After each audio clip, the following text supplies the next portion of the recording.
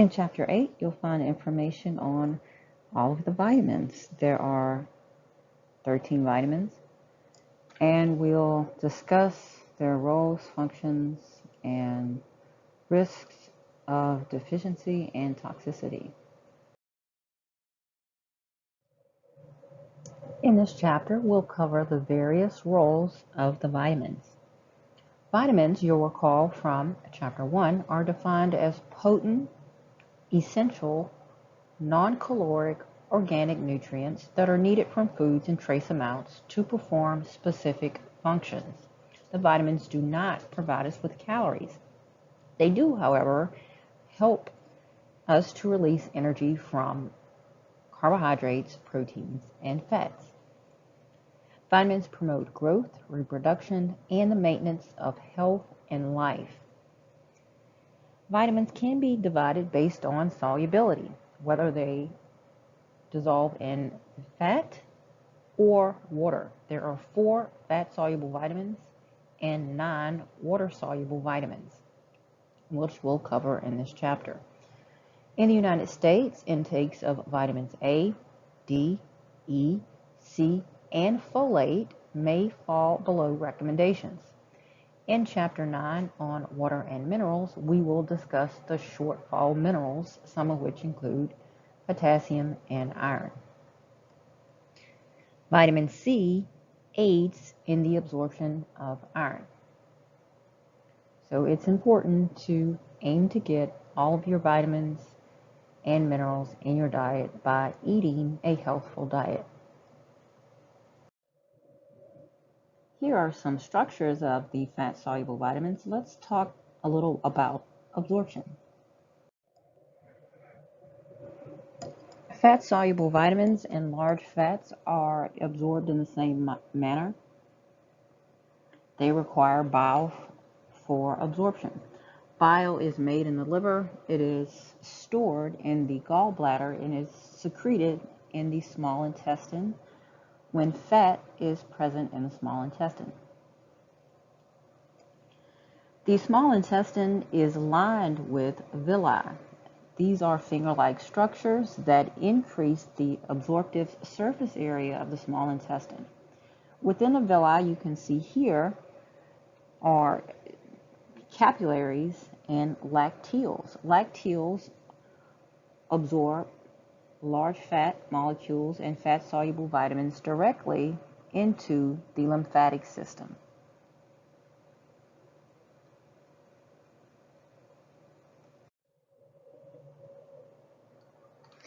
There are 9 water-soluble vitamins.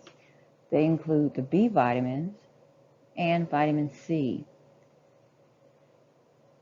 It is best to obtain nutrients from food when possible. The only nutrient that is better absorbed in its man-made form over its naturally occurring form is folate, also known as folic acid.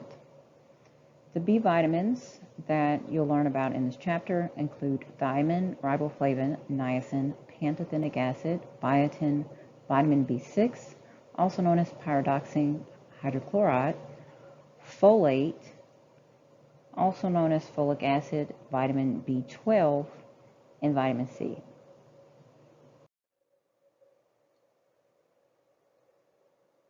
Vitamins differ in key ways from carbohydrates, fats, and proteins.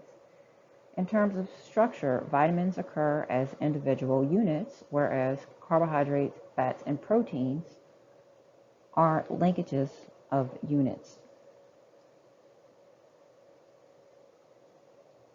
Vitamins do not yield energy, while carbohydrates, fats, and proteins provide calories or energy. Also, dietary intakes are in micrograms and milligrams with vitamins versus carbohydrates, fats, and proteins, which are needed in grams. When we talk about a vitamin's bioavailability, it refers to the extent to which the body takes up and utilizes that vitamin.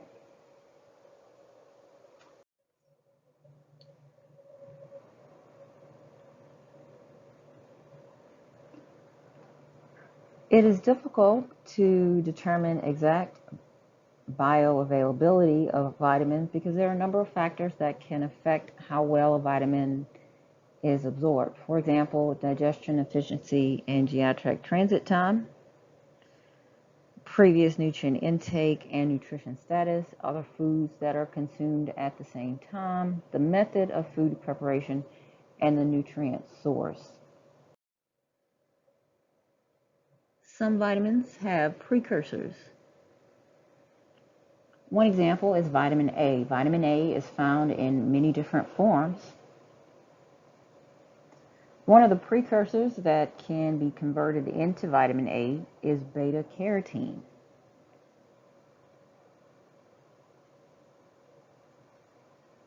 Vitamins are carbon containing, and that's what we call organic.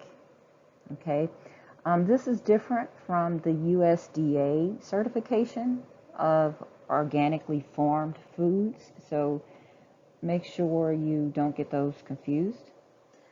Vitamins are carbon containing and we call them organic. They can be destroyed during processing. They are vulnerable to heat, light, and oxygen exposure.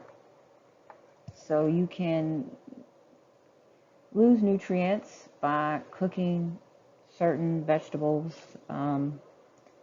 in certain ways. Vitamins are susceptible to destruction. Some are susceptible to enzymatic destruction, some are susceptible to light and air, and some are susceptible to destruction by heat. In order to help minimize enzymatic destruction, refrigerate most fruits, vegetables, and juices to slow the breakdown of vitamins. In terms of healthfulness, try to consume fruits and vegetables whole over fruit and vegetable juices. If you consume fruit or vegetable juices, consume 100% fruit or vegetable juices that are not from concentrate.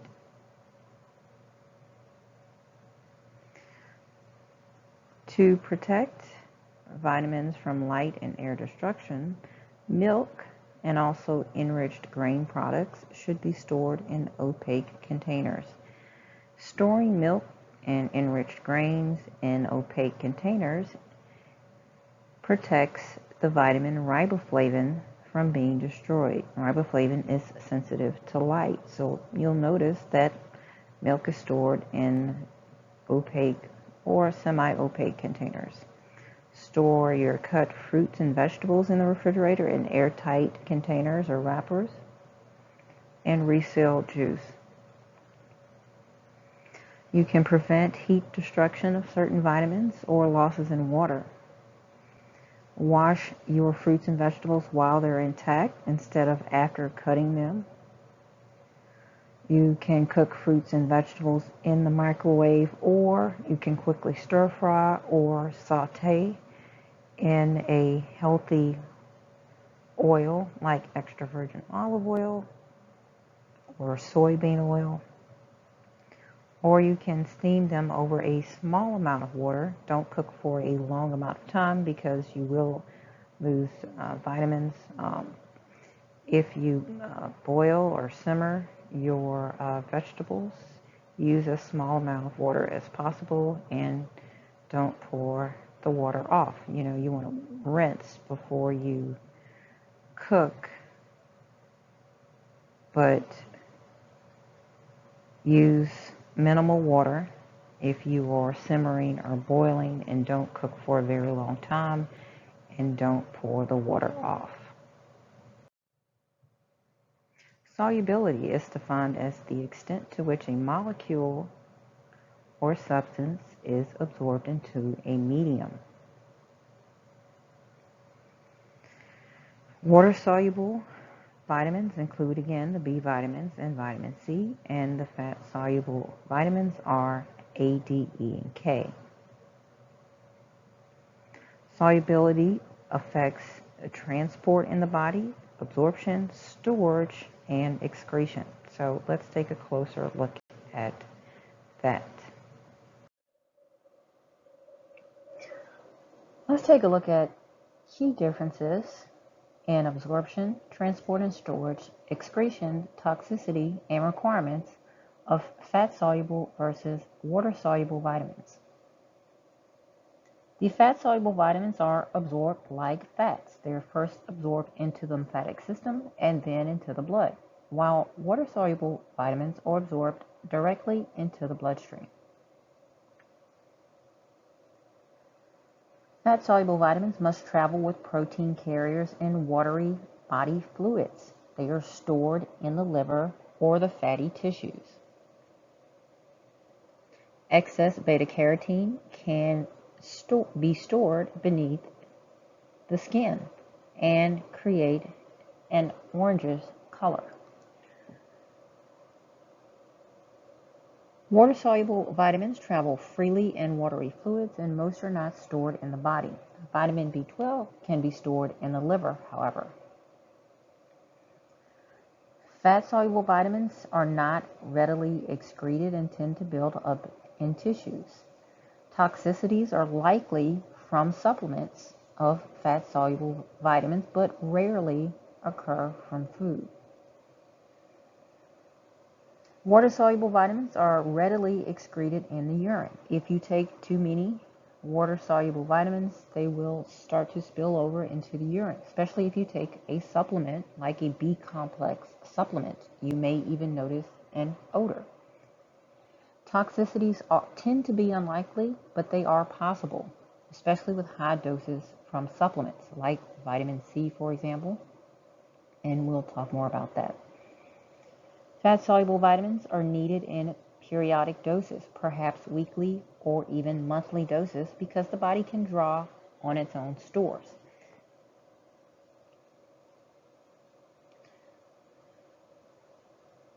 Water-soluble vitamins are needed in frequent doses, perhaps every 1 to 3 days, because the body does not store most of them to any extent. Carotenemia refers to a buildup of beta-carotene in the blood.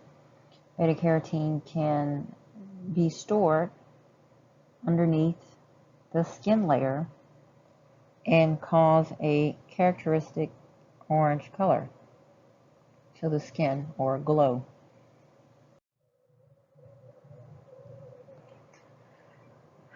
The fat-soluble vitamins A, D, E, and K are usually together in fats and oils. They are absorbed in the same manner as lipids, as discussed. Some sources are included here. Be careful with saturated fat, however, which can be obtained from coconut oils and palm tree oils in large amounts. Try not to exceed more than 10% of your daily kilocalories as saturated fat.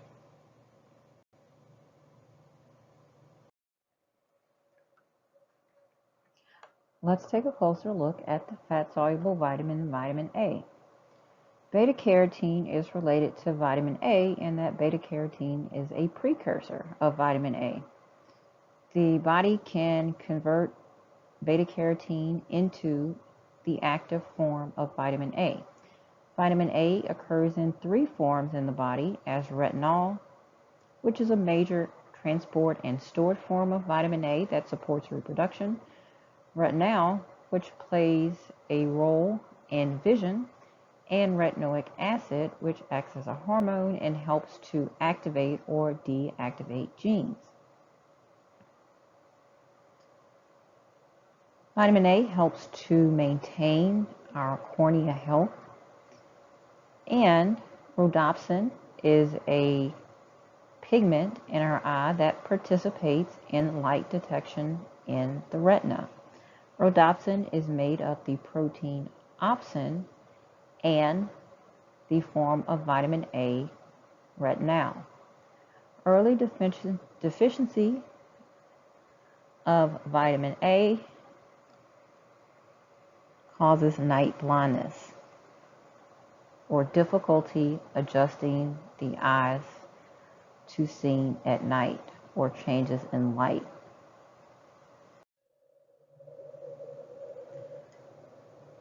You can get too much vitamin A, usually from supplementation. Vitamin A toxicity is caused by excessive intake of preformed vitamin A. This is harder to achieve with beta carotene. Beta carotene must be converted into vitamin A, and that's a slow process. Too much vitamin A poses a risk for developing fetuses. We call that teratogenic. And vitamin A in excess may also weaken bones. Supplementation with beta carotene can be carcinogenic. It can induce cancer. There is a study highlighted in this book where males were given supplements of beta carotene in order to help prevent cancer. Those who smoked were more likely to develop lung cancer when they received a beta carotene supplement.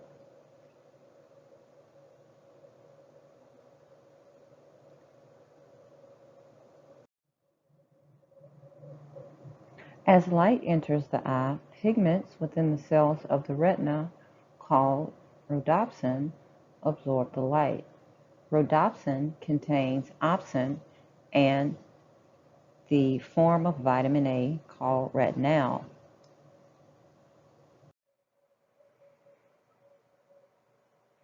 Vitamin A plays a role in our immune system health.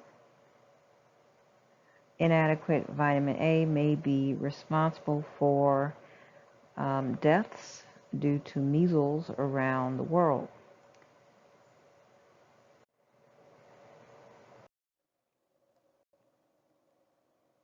Vitamin A deficiency creates a problem with epithelial cells. Epithelial cells cover all sorts of surfaces throughout our body.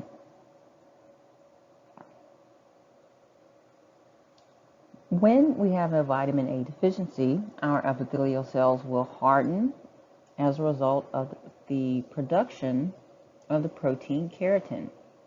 Keratin is a hard protein that makes up our hair and nails. The hardening of epithelial surfaces will cause a flattening. Vitamin A deficiency is a major cause of a preventable blindness called xerophthalmia.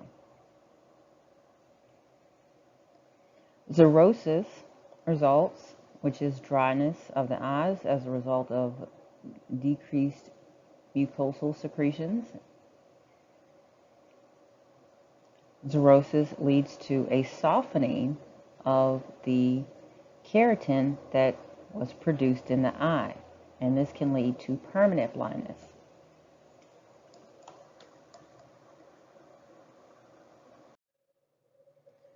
Preformed vitamin A is found in liver, fish oil, milk, cheese, and fortified cereals.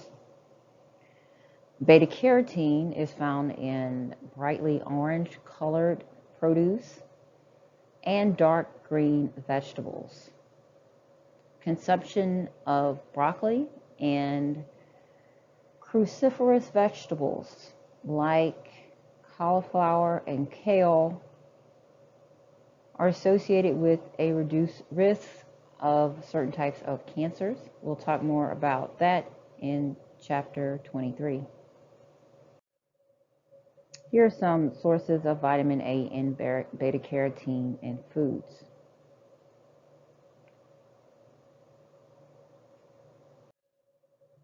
Vitamin D, also known as calciferol, can be synthesized by the body provided it is given sunlight. There are two major forms, vitamin D2, also known as ergocalciferol, this is the plant form of vitamin D, and vitamin D3, known as cholecalciferol, this is the animal food form. This is synthesized in human skin. Vitamin D requires metabolic conversions to become metabolically active in the body. These conversions happen with the aid of the liver and the kidneys. People with liver or kidney dysfunction may have problems converting vitamin D to its active form and may be dependent on an exogenous source.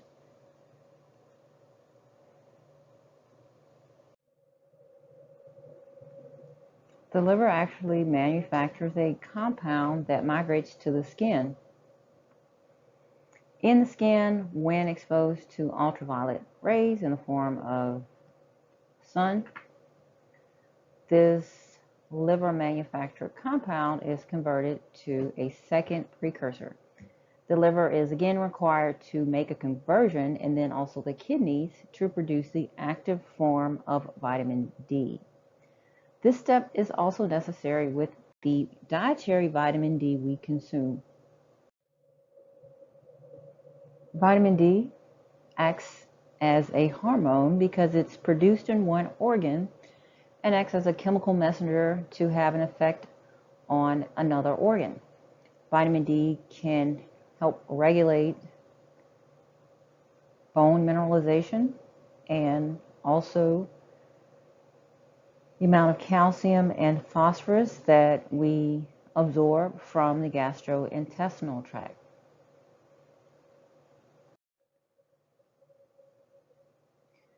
Vitamin D regulates blood concentrations of bone minerals and can enhance their absorption from the GI tract.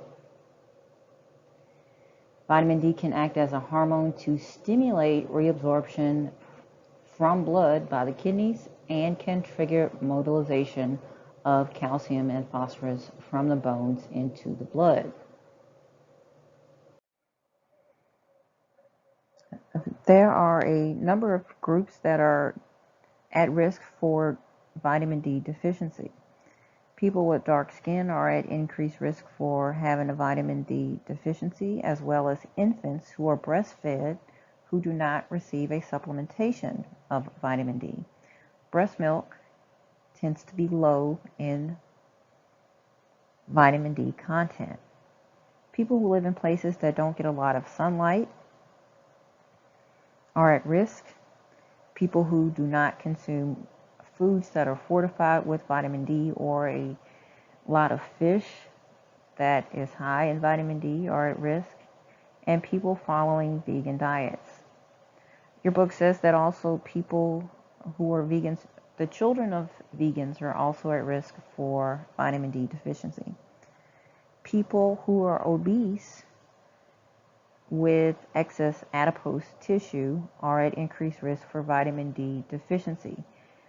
They may need more vitamin D because adipose tissue is a metabolically active organ. People with kidney disease or liver disease may have trouble converting vitamin D to its active form.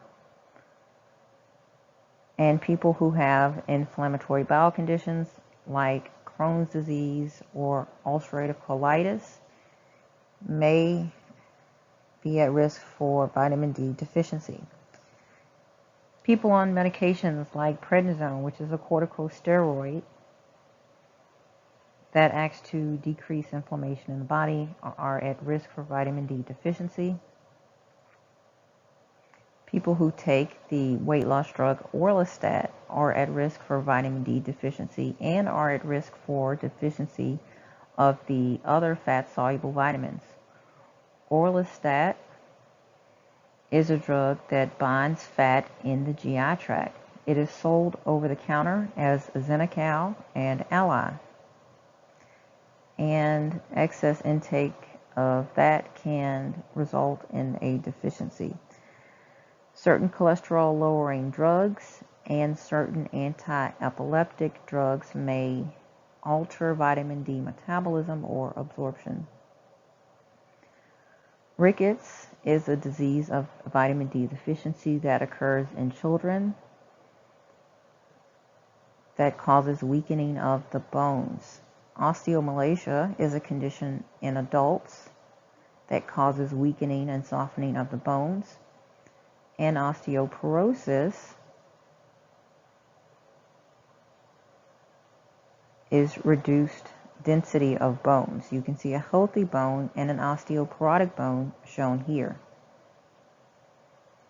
The picture at the top shows rickets in a child and bowed legs.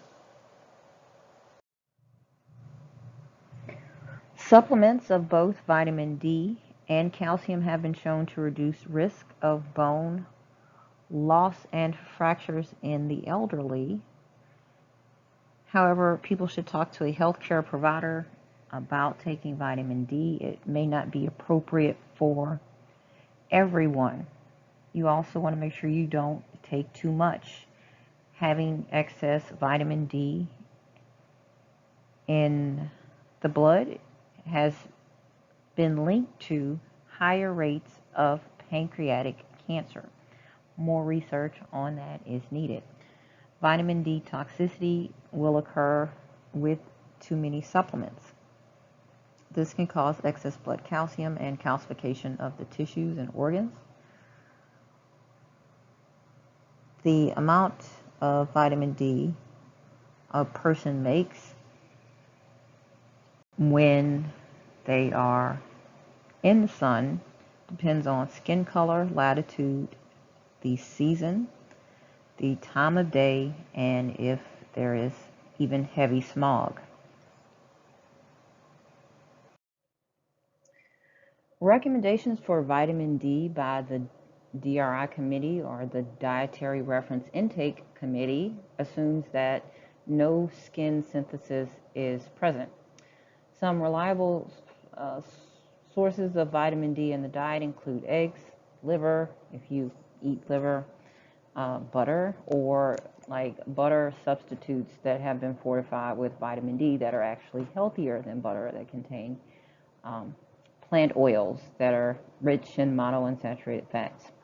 Some fatty fish like salmon and cod can be good sources of vitamin D, as well as fortified milk or milk substitutes like soy milk or almond milk that has been fortified with vitamin D and calcium. Vitamin D helps our body to absorb calcium, and calcium is best absorbed in increments of about 300 milligrams. Vitamin D supplements are given for breastfeeding infants. The RDA for vitamin D increases with age because the risk of vitamin D deficiency increases with age.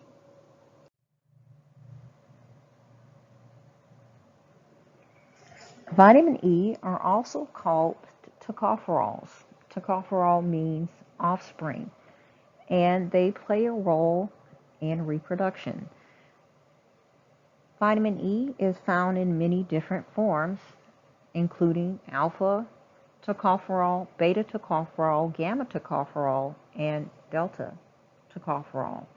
Although alpha tocopherol is used to communicate recommendations and is the most active tocopherol, vitamin E acts as an antioxidant. It can help prevent the oxidation of polyunsaturated fatty acids and other lipids. It can protect lung tissue, and it can protect LDL cholesterol from becoming oxidized. When LDL cholesterol is oxidized or is exposed to unstable oxygen atoms, it becomes more likely to promote atherosclerosis, which is hardening of the arteries. It is recommended that you get vitamin E from food, as supplements may be carcinogenic in some groups and do not exceed the tolerable upper intake level of vitamin E. Some symptoms of vitamin E deficiency might be erythrocyte hemolysis in premature infants. That means destruction of red blood cells. In adults, vitamin E deficiency will produce loss of muscle coordination and reflexes, impaired movement, vision, and speech, and usually occurs with diseases of the liver, gallbladder, or pancreas. Some people who have inflammatory bowel conditions may have trouble absorbing vitamin E as well as other nutrients. Toxicity of vitamin E is associated with supplementation use, and it will interfere with blood clotting.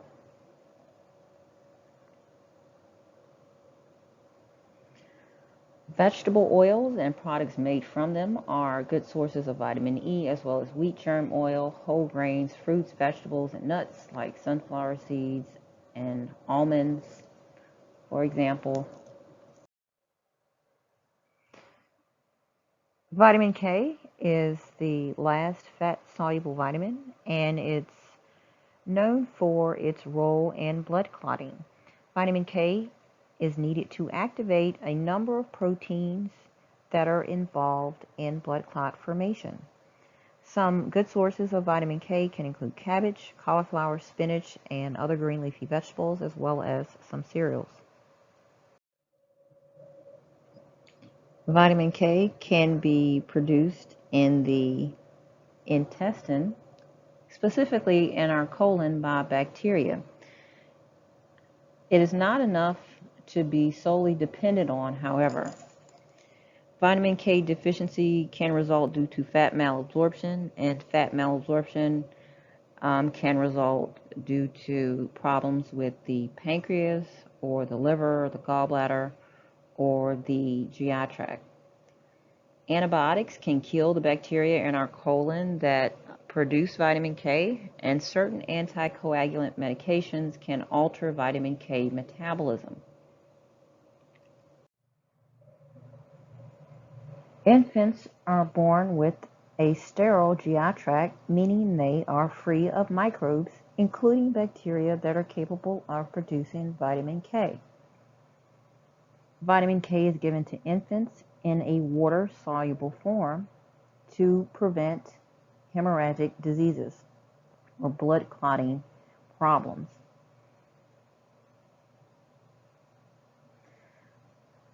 Vitamin K toxicity is rare, and the DRI committee does not have a UL established. High doses of vitamin K will interfere with anticoagulants. So, anticoagulant drugs decrease the ability of the blood to clot, and vitamin K can interact with these drugs. Someone taking warfarin would be counseled to keep their intake of vitamin K containing foods consistent. Vitamin K can be found in green leafy vegetables, as mentioned, and also in soybean oil and canola oil.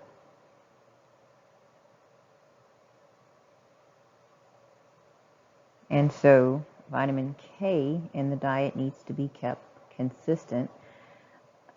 Warfarin and certain other anticoagulants are dosed based on blood levels of certain clotting factors. Here is a table of the information on fat-soluble vitamins that we just covered.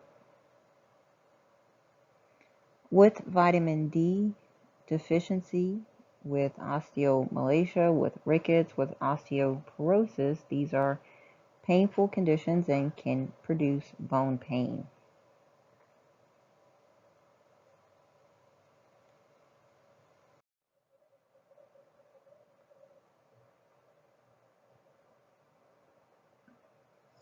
The fat-soluble vitamins tend to build up in the body, and people are susceptible to toxicity from supplements. Vitamin K, however, does not have any reported toxicity symptoms.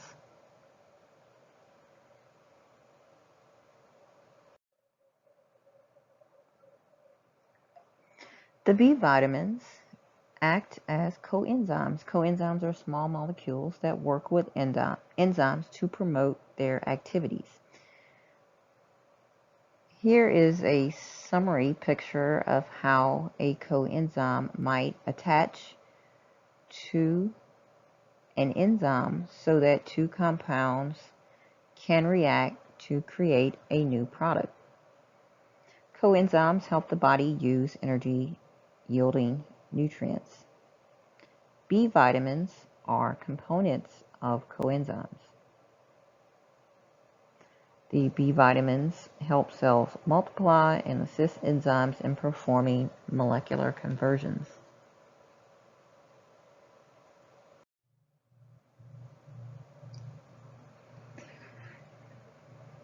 Usually when a person is deficient in one B vitamin, they'll be deficient in another. Most of the time, B vitamin deficiencies occur together. However, there are some cases, like in the case of thiamine and niacin, where B vitamin deficiencies can occur alone. The deficiency syndrome caused by inadequate thiamine is beriberi and can result in neurological problems and problems with the cardiovascular system. Loss of sensation may occur, as well as abnormal heart rhythm. Paralysis may also result.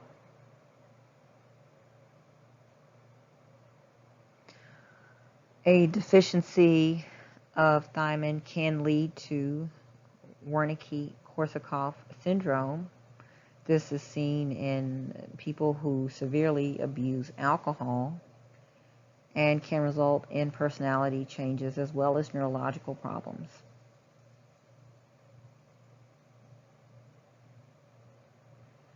The deficiency syndrome of niacin is called pellagra and can cause the 4Ds, which are diarrhea, dermatitis, dementia, and ultimately death.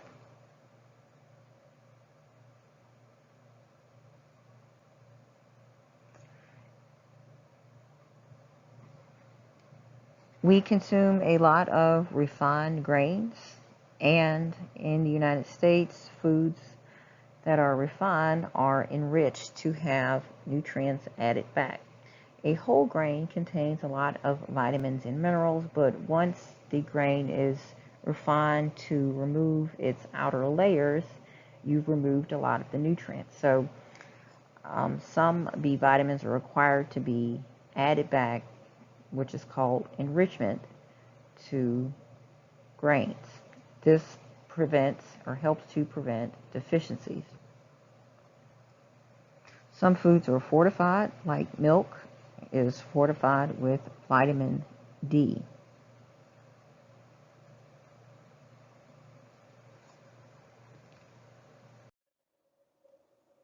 Thiamine plays a critical role in energy metabolism. Many alcoholics are thiamine deficient due to poor intakes and because alcohol impairs thiamine absorption and enhances thiamine excretion. Thiamine is needed for normal nerve and muscle functioning, so deficiency syndromes would encompass neurological and muscle malfunction. Those most likely to develop thiamine deficiency include the malnourished, people who lack access to adequate nutrition, those who are food insecure, and those whose diets are high in empty calorie foods and beverages like alcohol. The best food sources of thiamine include pork, whole grain, or enriched bread and cereals. Small amounts are found in nearly all nutritious foods.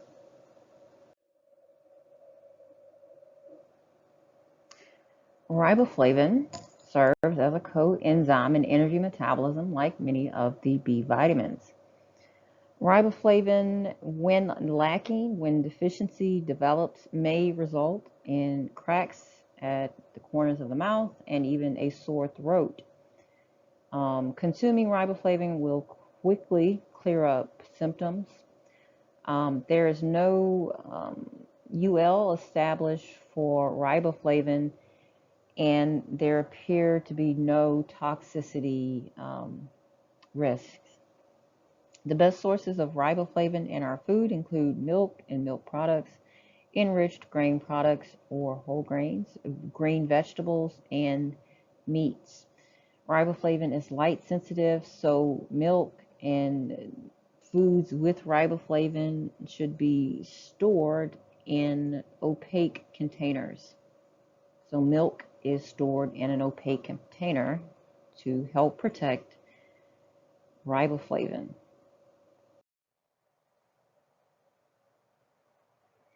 Niacin acts as a coenzyme in energy metabolism in all cells. The human body can actually produce niacin from the amino acid tryptophan, and so niacin recommendations are given in niacin equivalents. A UL has been established for niacin of its 35 milligrams of niacin equivalents. Taking or consuming more than this amount as a supplement can result in a niacin flush, where you may experience a hot flash, and it may even make your skin hurt or burn, depending on how much niacin you consume. Niacin can be used as a pharmaceutical drug when given in large doses. It has been associated with a decrease in LDL cholesterol and an increase in HDL cholesterol. You should take niacin in large quantities only under the supervision of a healthcare provider. Niacin in foods can be found in meat, poultry, fish, legumes, and enriched and whole grains. Pantothenic acid and biotin are vitamins that play important roles in energy metabolism like the other B vitamins. They are both widespread in foods.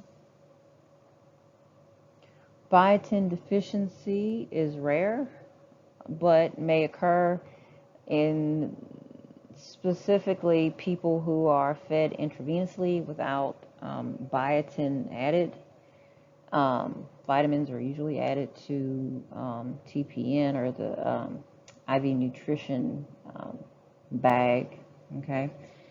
Consuming raw egg whites is associated with a decrease in biotin absorption from the GI tract. If you take a biotin supplement, then it may interfere with the results of thyroid hormone blood testing. Okay, I didn't see it mentioned in this chapter, but you can check me on it. So it's important to tell your healthcare provider or ask your patients when you're nurses about any supplements that they take, and they should be advised on avoiding excess biotin supplements within a certain period before undergoing thyroid function testing. All right, vitamin B6, also known as pyridoxine hydrochloride, is one of the few vitamins that's still referred to by its number, vitamin B6, and then we have vitamin B12. Okay, vitamin B6 also plays a role in macronutrient metabolism. It helps to convert amino acids to other non-essential amino acids. Non-essential amino acids are the ones that our body can make, provided that our diet provides all of the essential amino acids, so non-essential amino acids. Vitamin B6 plays a role in our blood health and helps to synthesize hemoglobin, and also plays a role in our neurological health by helping to synthesize neurotransmitters. It helps to release stored glucose from glycogen and plays a role in energy metabolism. Symptoms of a vitamin B6 deficiency would manifest themselves as weakness, depression, confusion, irritability, dermatitis, anemia, or convulsions. Toxicity may result if you take a supplement that contains over 2 grams of vitamin B6 per day. This may result in numbness,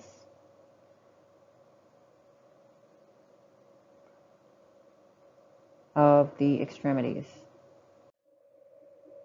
Vitamin B6 can be stored in muscle tissue.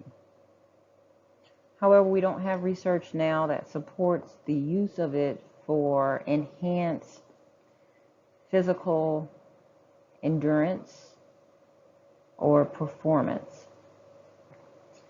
The RDA for vitamin B6 is based on the amounts needed to maintain adequate levels for coenzymes. And the best sources include protein-rich meats, potatoes, some vegetables, some fruits, and it is also heat sensitive, so foods lose vitamin B6 when they are heated.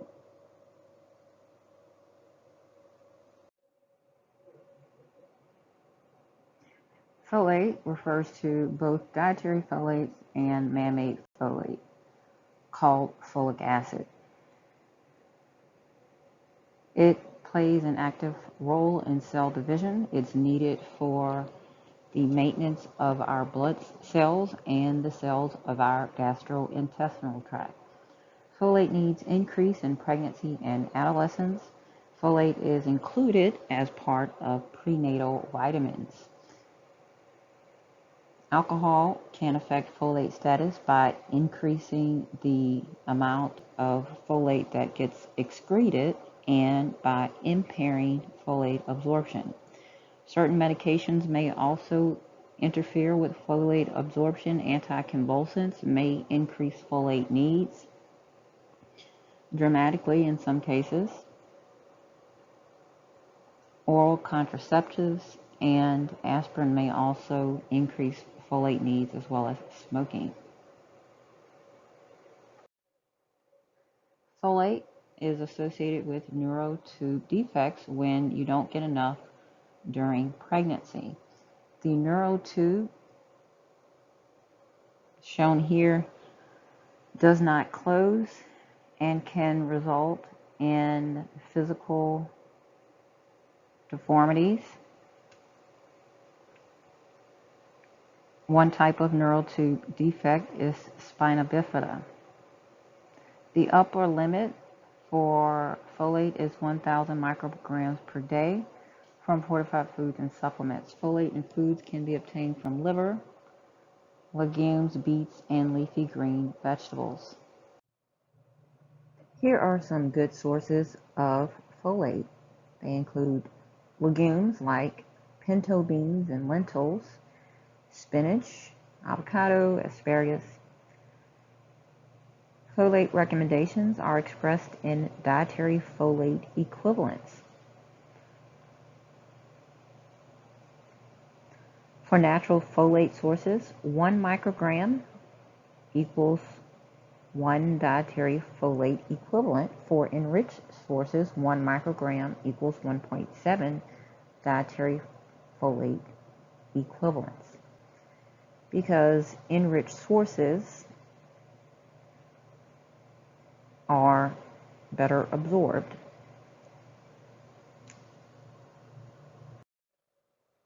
Vitamin B12 is an important water-soluble vitamin in energy metabolism, red blood cell formation, and nervous system function.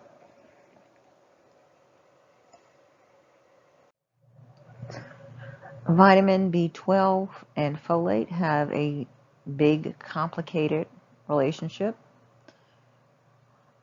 Hopefully you're not familiar with that. Folate is able to remove carbon groups from certain compounds in the body and give them to vitamin B12. So vitamin B12 is able to accept these carbon groups and allow folate to regenerate to its active form.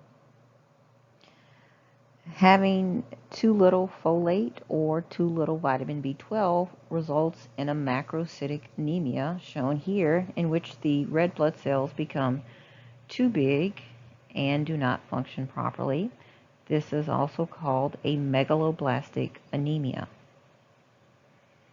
Vitamin B12 plays an important role in nervous system functioning.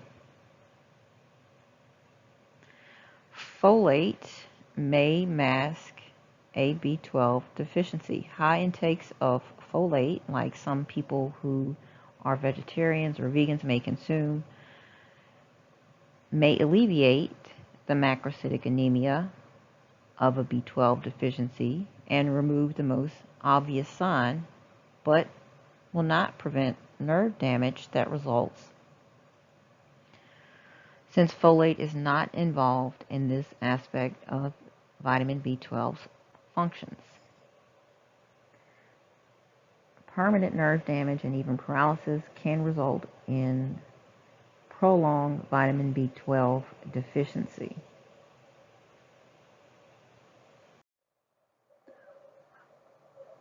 Vitamin B12 can be stored in the liver.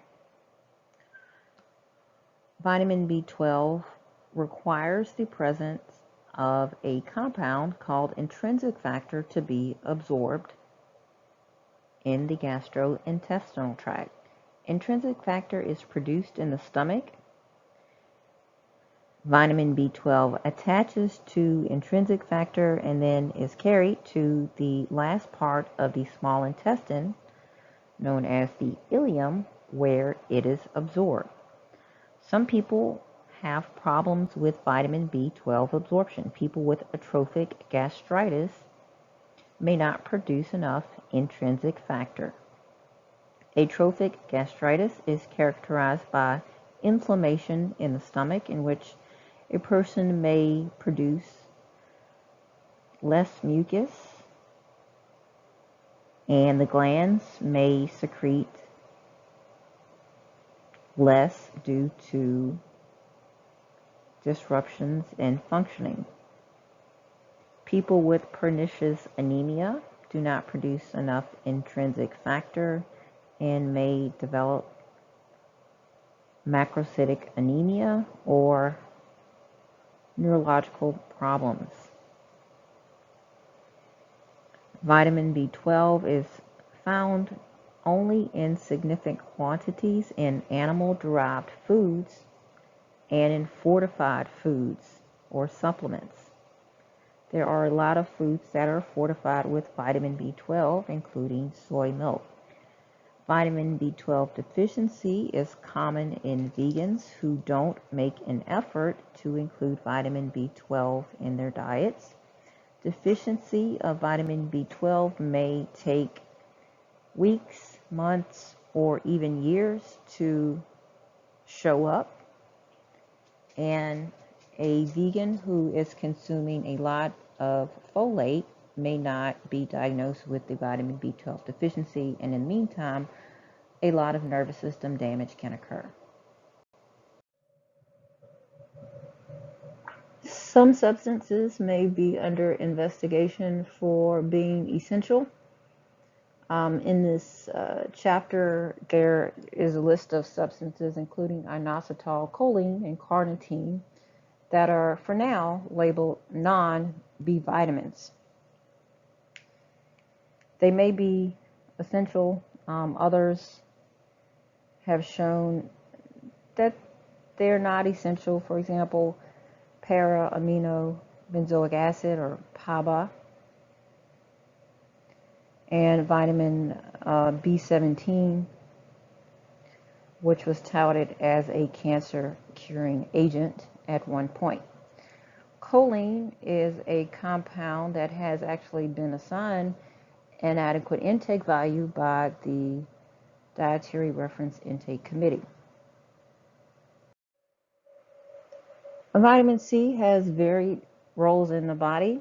It is referred to as ascorbic acid and used to be called anti-scurvy factor in that it prevented the deficiency disease scurvy, which is no longer common. Vitamin C plays a role in the formation of the body's collagen. Collagen is a protein of our connective tissues that help to hold our bodies together. Vitamin C also plays an important role as an antioxidant and helps to protect other B vitamins from becoming oxidized. Vitamin C can also help minerals like iron and copper from becoming oxidized.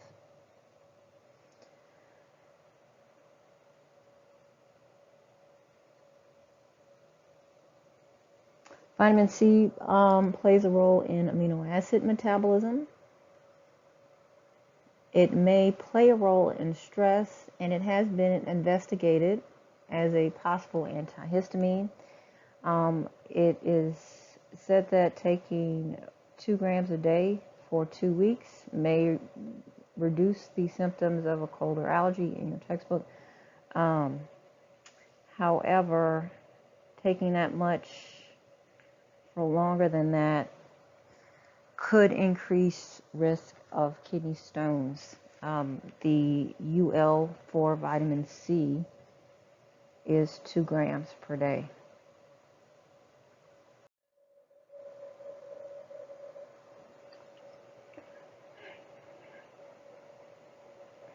The symptoms of scurvy include bleeding gums, pinpoint hemorrhages.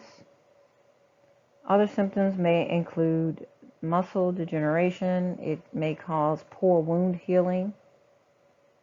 It may cause painful bones, increase fracture risk, and also muscle degeneration. It could also increase your risk for getting certain types of infections. The upper limit for vitamin C is 2,000 milligrams per day, which is equal to 2 grams. Some people who are at increased risk for developing kidney stones, which may be due to genetic reasons, or people who have gout may be more sensitive to vitamin C toxicity. So check the nutrition supplement label if you're taking a supplement of vitamin C. The RDA for adult men is 90 milligrams per day, and for adult women it is 75 milligrams per day.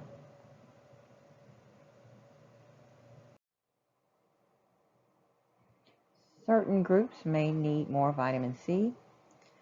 Certain types of oral contraceptives may increase vitamin C needs. Also, barbiturates, which are sedatives, may increase vitamin C needs. People who have infections, burns, or have undergone surgery require more vitamin C. And people who have received toxic doses of heavy metals need more vitamin C. Smokers, recommendations for vitamin C are here. Men need 125 milligrams per day if they use tobacco, and women need 110 milligrams per day if they use tobacco. Vitamin C is present in a wide variety of fruits and vegetables. It also enhances iron absorption. It can double or triple the amount of iron absorbed from foods. We'll talk more about iron in the next chapter, but there are 2 types of iron, heme iron and non-heme iron.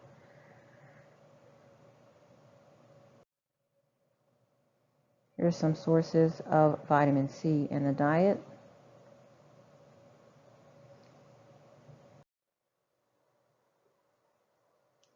Here's table 8-5 that summarizes the functions of the non-water-soluble vitamins. Here we have thiamine, also known as vitamin B1, riboflavin, which is vitamin B2, and niacin, also known as vitamin B3. The chief functions, and we also have biotin, okay? The chief functions of all of these are as part of a coenzyme used in energy metabolism to help release energy from our carbohydrates, fats, and proteins. The deficiency syndrome associated with thiamine deficiency is beriberi. Some symptoms include edema, which is buildup of fluid in the interstitial spaces, and also muscle wasting. Anorexia in the form of reduced appetite can also manifest, as well as weight loss. There is a condition called Wernicke-Korsakoff syndrome that is associated with alcoholism. Alcoholism, or excess alcohol, I should say, disturbs thiamine metabolism. Inadequate thiamine causes neurological disturbances and can cause changes in personality even.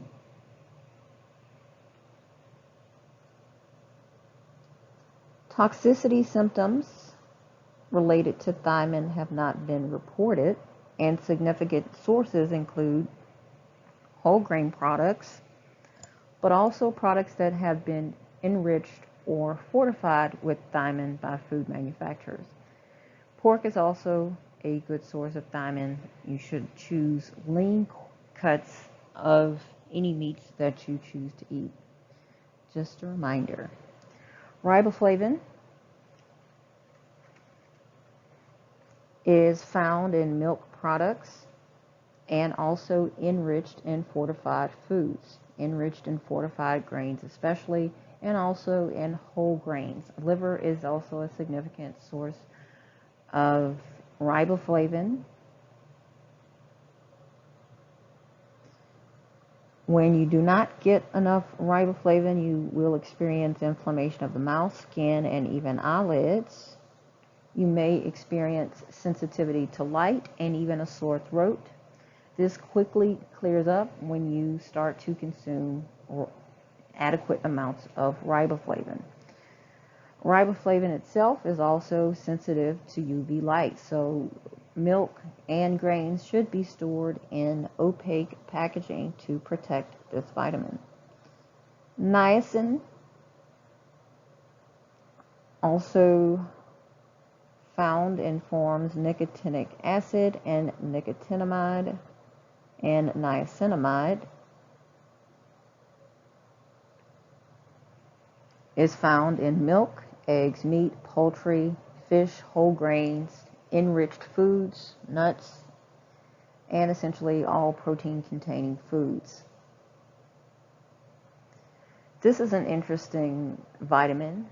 The amino acid tryptophan is a precursor of niacin. And so recommendations for niacin are given in niacin equivalents, because if you consume enough tryptophan, it can be converted into niacin.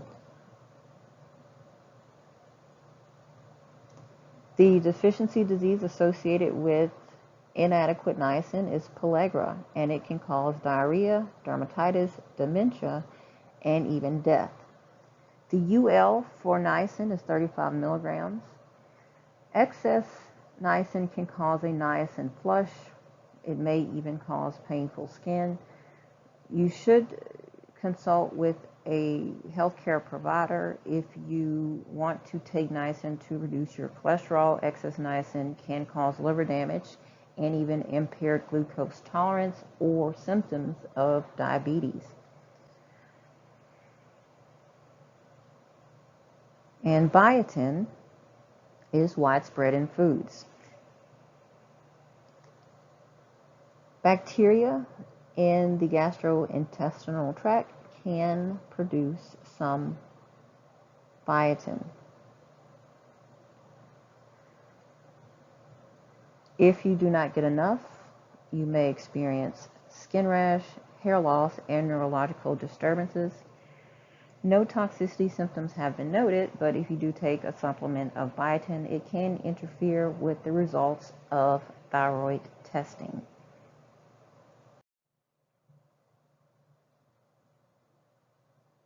Pantothenic acid is widespread in foods. If you don't get enough, However, you may experience digestive and neurological disturbances. Vitamin B6, also known as pyridoxine, plays a role as a part of coenzymes in amino acid and fatty acid metabolism. Not getting enough is associated with scaly dermatitis. This affects the skin. Also, depression, confusion, convulsions, and even a vitamin B6 anemia.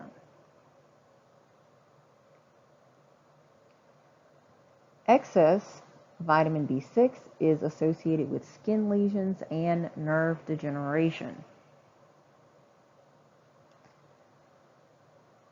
Significant sources include meats, potatoes, legumes, non-citrus fruits, and fortified cereals, liver, and soy products. You'll notice liver is an excellent source of many nutrients, but it is not widely consumed.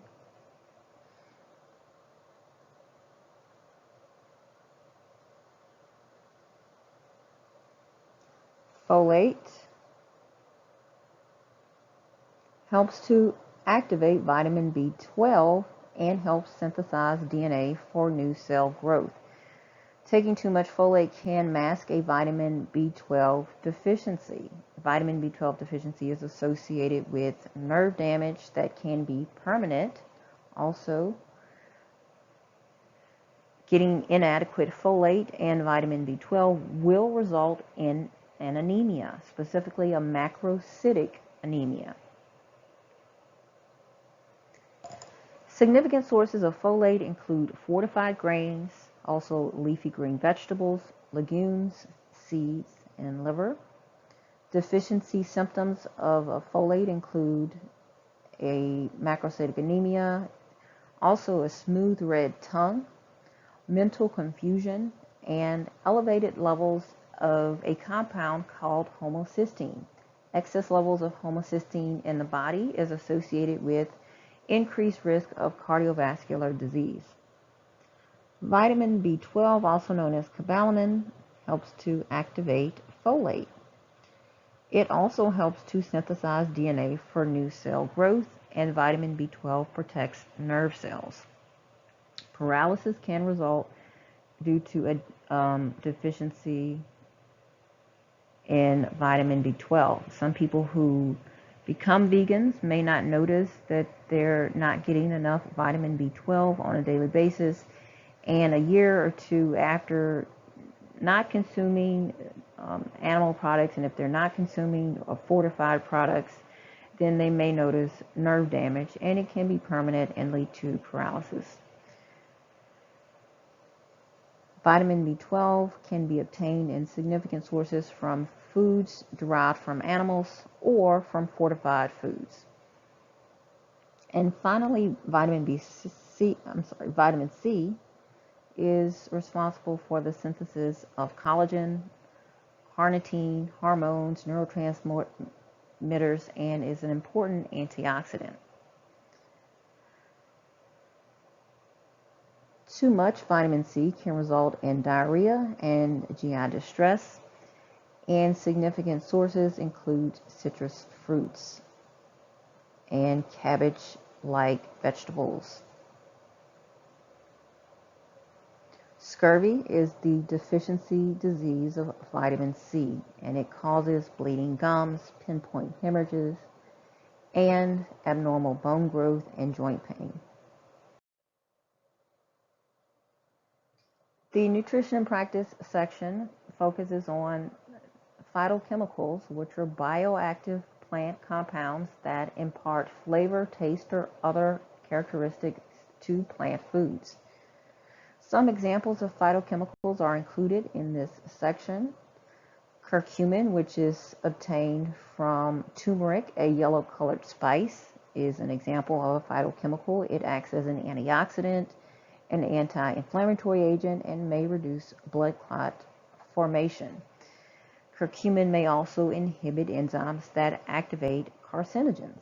Okay, you may be able to find some of these phytochemicals isolated, but it is recommended that you get your phytochemicals from plant-based foods and spices that contain them.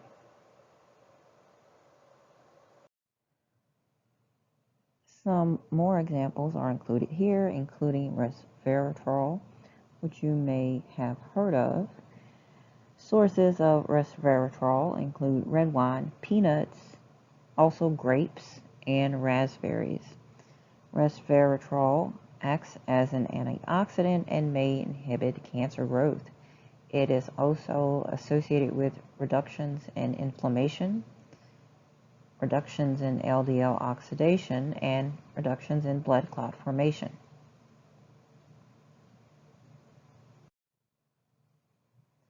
Functional foods provide kilocalories and also additional health benefits. An example shown here is Benecol, which may contain added plant sterols. Plant sterols are found in plants extracted from foods like pine tree nuts, and in certain amounts, plant sterols can reduce LDL cholesterol.